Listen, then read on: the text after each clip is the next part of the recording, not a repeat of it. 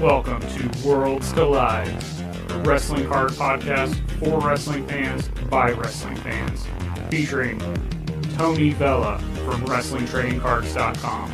This is like a stock market. And Zhan Morning from Wrestling with Cards on YouTube. And I'm not saying there's a right or wrong answer, I'm just posing the question. Join them as they navigate the world of wrestling cards, helping you build a bigger and better collection and making some money along the way. What's up, wrestling fans and trading card collectors? Because that's what we're going to talk about today. Are you a real collector? Tony's been raked across the coals. Somebody said, Tony, you're not a real collector. You're a jabroni. No, that's not what happened. Don't start some stuff here, buddy. No one said that. Nobody said that. Now they're going to say that. Welcome to Worlds Collide, not wrestling with cards. I've made that mistake before. Speaking of being a jabronis, I'm prime candidate for botching things here and there. Well, see what happens. You're involved in so much stuff. It's easy to get mixed up. Well, that's what happens when you don't work for the WWE equivalent of content creation, and you're more like the local indie guy working out of a barn, and you gotta do what you can. You forget where you are half the time. Yeah. Gotta hustle. So today, once again, is one of those episodes. Tony sends me the idea, I screenshot it, save it, and we get to it eventually. And it's funny that he sent me this, and I was actually considering doing a video or doing a podcast, which you should check out, Wrestling with Cards podcast, Absolutely, my solo podcast. And I was going to do this topic anyway. So it worked out perfect that we were going to talk about this, because I think we're kind of come from the same place here. I had seen a lot of people and different podcasts, because I listen to a lot of sports card podcasts too. And if you want to talk about, people saying, what is a real collector? What is a true collector? What is somebody just going in for a commodity purposes? Like the sports cards is like the place for that. And it always has been really. But I think that with wrestling, we got a little bit of a different maybe spin or approach for this. So I'll just let you kick things off and we can go from there. Well, it's nothing really to kick off other than to really open the discussion here about things I see on social media from people talking about quote unquote real collectors. And my text to you that day was, it might be an interesting topic to have here. Like, what does that mean? What's a real collector? Like, I'm going to assume that it probably means different things to different people, I guess. But in generally speaking, what does it really mean be a real collector? It's these terms that people seem to have to apply to people, like expert, influencer, true collector, flipper. Yep, expert was the next word I was going to just exactly say. Expert. Yeah. You get people out there who sort of like, the real experts, and these are people I consider real experts. And like, really, I mean, so you consider these people to be real experts? Does that mean they are? I don't know who decided that one day they woke up and said, I'm going to create the definitions of what everybody is in this hobby. You must abide by these definitions. You're either a real collector, or you're a fake collector, or you're a flipper, or you're an expert, or I think all that stuff is just nonsense. Sorry to say, bullshit. So I just was wondering what, having a discussion with you and hopefully with the listeners, viewers, what do you consider what's a real collector? What does that really mean to you? Again, because I've seen so many social media posts that, use this term to people who collect. And I want to know, like, what does it mean? I think you could take it a million different ways. At its base, at its core, a true collector is somebody who wants to collect things. Whether it's a bunch of tchotchkes like what I have behind me that don't really cover any... bowling balls, action figures, and signed drum heads don't really go together. So maybe I'm not a true collector because I like to collect... Clearly they do. They're right behind your head. Of course. Yeah. So anybody who wants to collect anything is a true collector. I think, this is my opinion, I'd like to get your take on it. I think that kind of, quote, true collector thing gets floated around for people who say that they're in it to just the act of collecting, which I'm 100% behind. That's cool. Yep. But I think I think that word gets attached to the people who, should I use the word hoarder again? Don't want to sell their cards, maybe look down at high prices or look down upon sales because they're like, oh, well, they're just in it for the money. They're not true collectors. And I think that could be farther from the truth. Any initial thoughts on that aspect? I agree with that. I mean, for me how I collect is how I collect. And Zhan doesn't dictate how I collect, and vice versa. I don't dictate how Zhan collects. So either you're collecting because you have a passion for it, you're collecting because you're interested in the financial aspect of it, because you want to flip, whatever it may be, or you're investing. Either you want to collect because it's nostalgic pieces for you. You collect because, I mean, there's a million different ways of why you collect. We do our, I think last week we talked about, this is your card, and we do that quite often. And there are different reasons for why people probably collect that particular superstar or wrestler. Or whatever. We gave plenty of reasons why people would even want to consider collecting Mark Henry. Whereas, and there's a certain segment of, quote, true collectors that would say he's not a good investment. And then that kicks to that question. Yeah. So, I mean, it depends. I guess it comes down to, what are you into the hobby for? I mean, what's your purpose in the hobby? Are you in it because you like the thrill of the chase and finding cool, unique things? Are you in it because you just like oddball stuff? I collect food issue type things or things like that. Are you in it because you're looking for the next big thing? No pun intended to Brock. But trying to, find out what's going to be the next, big money making type card. Are you out there looking for the earliest possible version of a Rock sticker or a Rock? I found his image on a condom wrapper. It's I got to use it. It's the next big thing.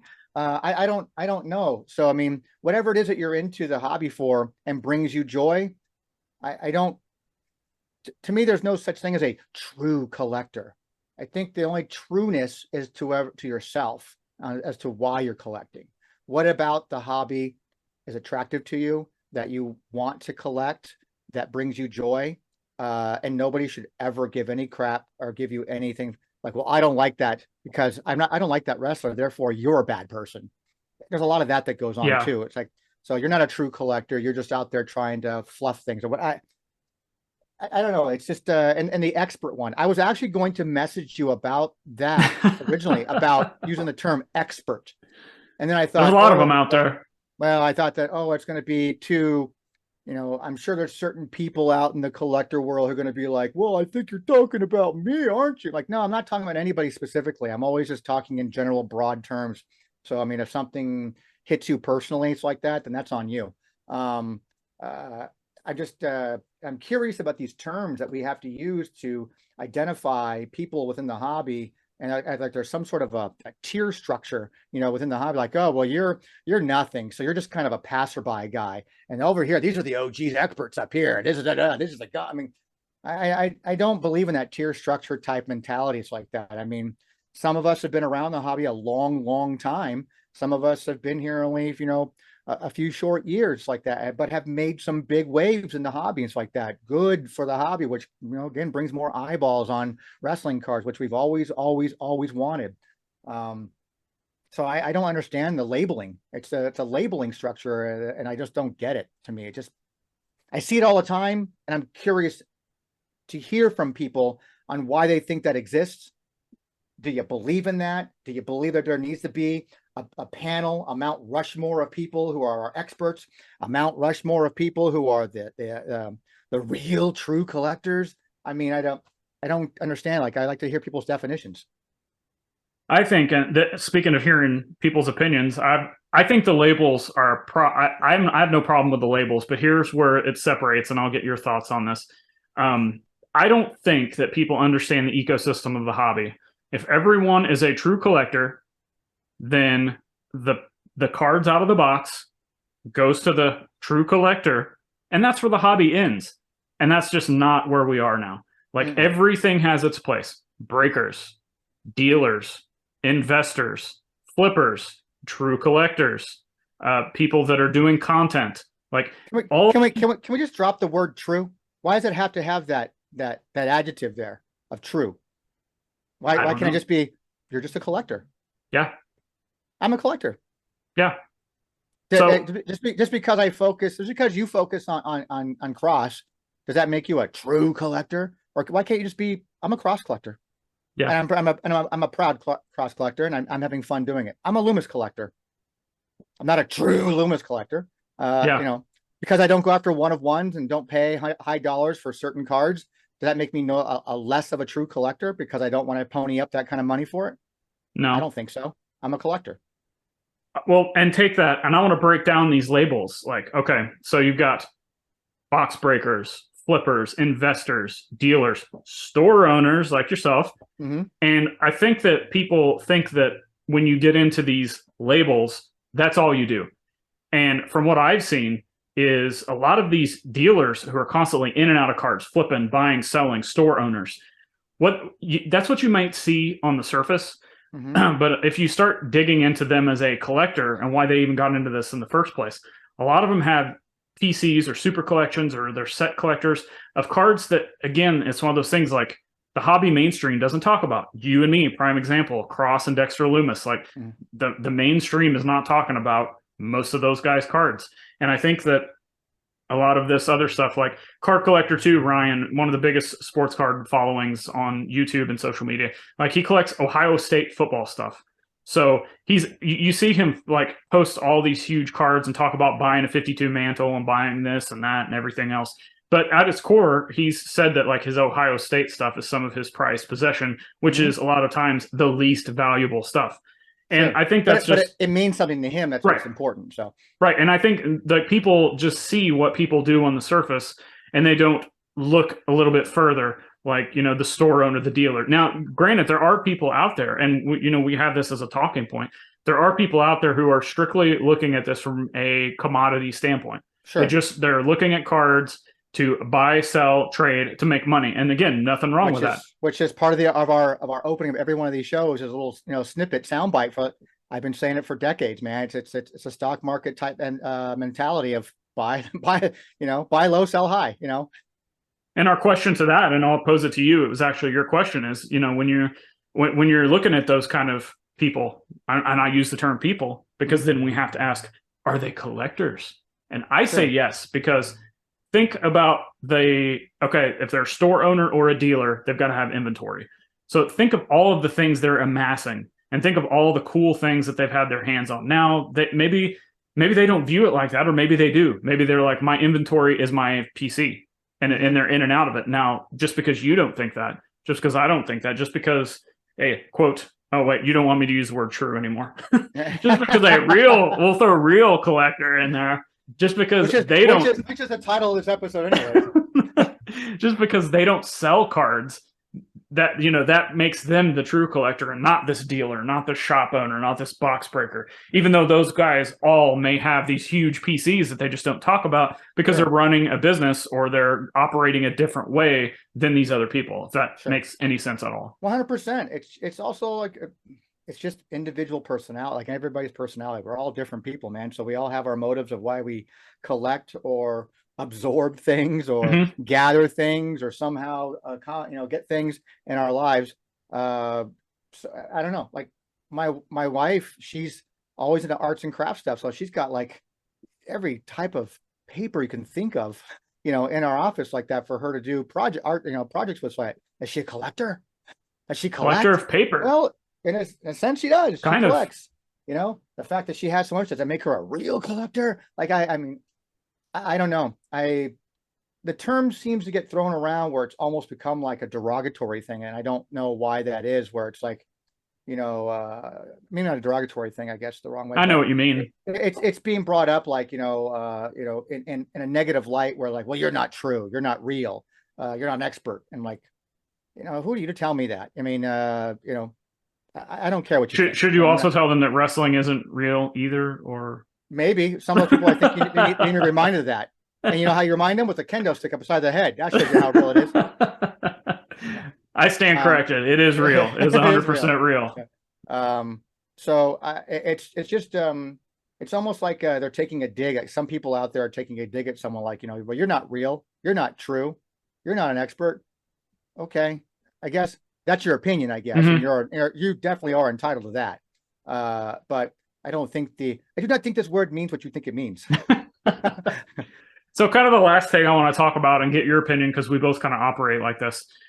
A lot of times, like, I'm buying out collections, I'm buying bulk, whatever. So I'm going through and I'm having so much fun going through, whether it's, X-Men, Marvel cards, football, baseball, whatever it is. Like, it's so nostalgic.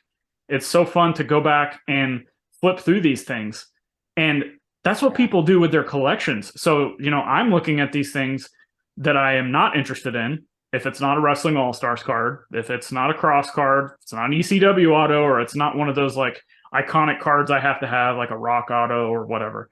If it doesn't fit that PC, because that is my PC, then it's inventory. But that doesn't mean that I can't treat the inventory any different than I would treat a collection, because it's all amassed. I'm having fun with it just because I like to commoditize it and try to make a living off of selling the things that I don't want. Doesn't mean that I'm any less of a collector. And I guess that means that owning some of the best carrying cross cards there are and having the complete set of Wrestling All-Stars, yeah, I'm not a real collector, I guess. No, I guess not. And I'm kind of in that boat now. I'm getting back into I'm getting collections here because the storefront allows me this wonderful the things that just walk into you. Just walk in. I mean, I picked up that multi-signed 8x10 of signed by Vince and Chris Benoit and Eddie Guerrero. I mean, it's incredible, unbelievable. But you get some stuff that comes in the doors, like it's mostly wrestling, but there's some other stuff in there. You could just keep it all. I picked up one that had the Marvel cards and it's like that. I got those old little Olympic cards that came in. It's like that. I mean, everybody remember him, her. Yep. There's you just find cool things, and I still get a thrill of going through it and wondering what's in there, kind of thing. I've always been that way with cards and any kind of collection.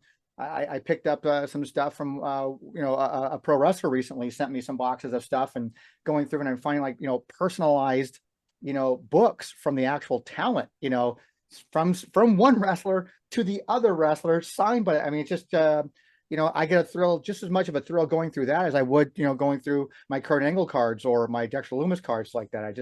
It's all about having fun, and then having these things again bringing me back and taking me. For me, it's always a connection to a time period or a thing, and I have fun with that. So if that's a definition of being a true collector or a real collector, then so be it. But I don't need a person's label to identify my fun.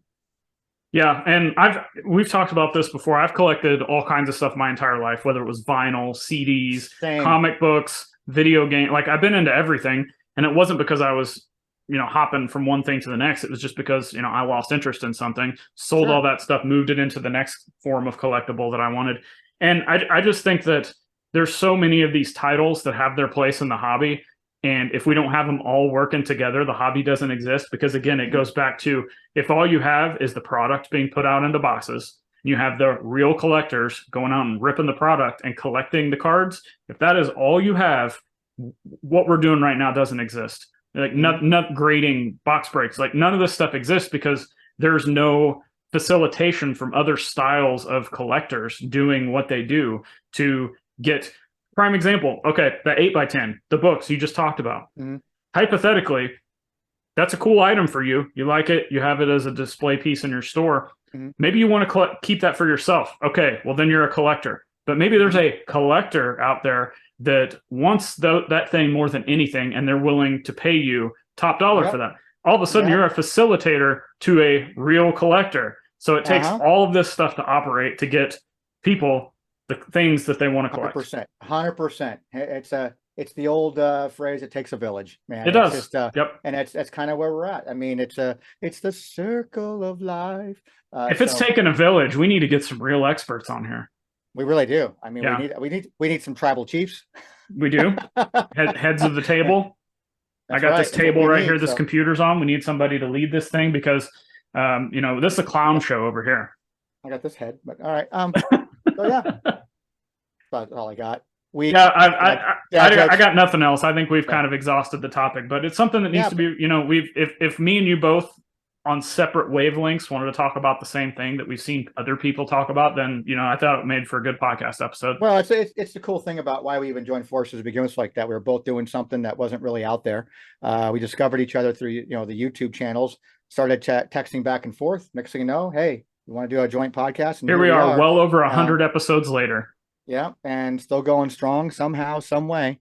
And interesting topics because the hobby keeps evolving, the hobby keeps changing. You get new faces, old faces coming back, or making waves. I mean, whatever the case, we're here to talk about it all. And when I see things, I know that you're running a transitioning your business, more and more to become a full-time thing for you. So I know you're stretching a lot of different ways. So when I see things on social media, because I'm on it, I think more than you, I get on there, I find things, sparks an idea, screenshot it, send it to you. If it's an idea you want to do it, you tell me, add it to the notes, done. And there's more to those to come. We've got like 5 of them ready to go. Yeah. So listeners, viewers, stay tuned. There's going to be a lot more of these. I'll call them, I'll just take a second. There's a lot of people out there that have said that our show or other shows, doesn't matter. They're like, we just want to hear about the cards, bro. I'm like, okay, well, it's our show. And if you want to hear just about the cards, I can't wait to hear your podcast. I can't wait to see your YouTube video. But I like these deeper conversations about the niches within the niches of the niche hobby.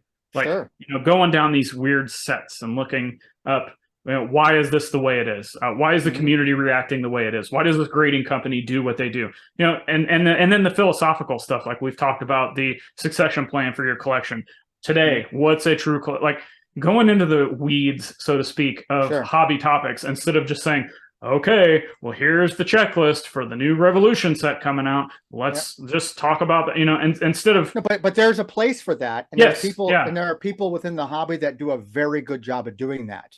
Yeah, and that's fine, and I get that, and it's needed. But there's a need for other things besides just the constant talking about Wrestling All-Stars, talking about Panini, talking about, all these different things that people continue to keep talking about. And there's nothing wrong with those things. But like we said, it takes a village. Takes a village. So I'm really, I'm happy that we do what we do. Yep, me too. Speaking of that, let everybody know where they can find you and anything else you got going on that you want to talk about.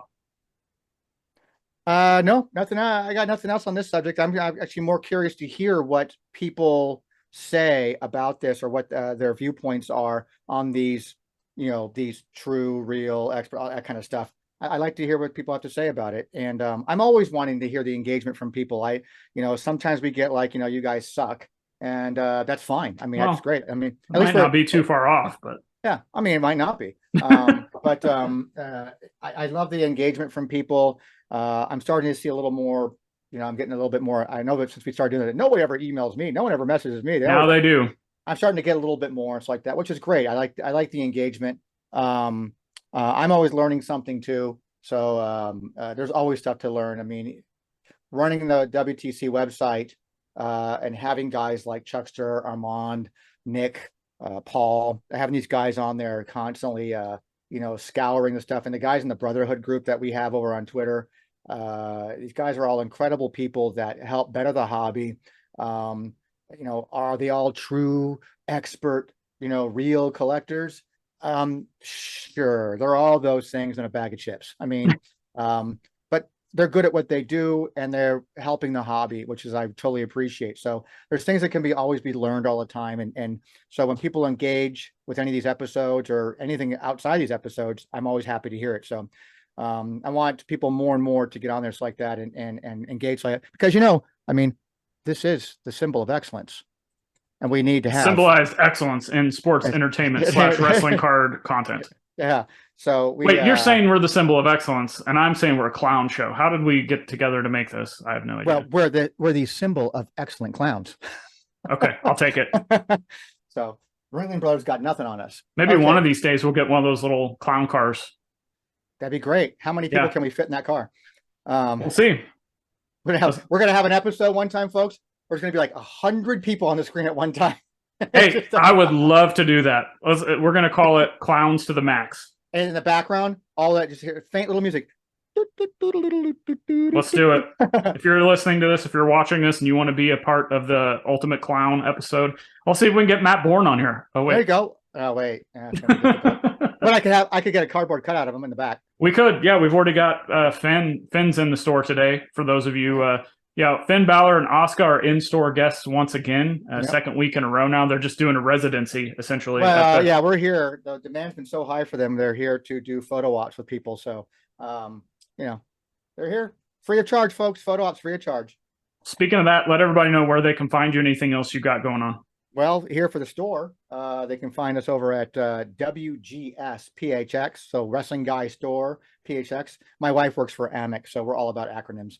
So WGS, or you can go to the Wrestling Guy Store PHX.com, and it'll take you right to the website. But in-store guests, lots of merchandise, continue to keep growing. It's not just a sad little collectibles out there. I see some of the people's messages out there like, oh, it's going to fail. It's going to do this. Like, I love that kind of feedback. I love it. I love it. Give me more of it. You know, it's like, I think you it's should rebrand your store the Real Collectible Store, the Yeah, real collector's destination. We're the true store. Brought to you by the expert owner.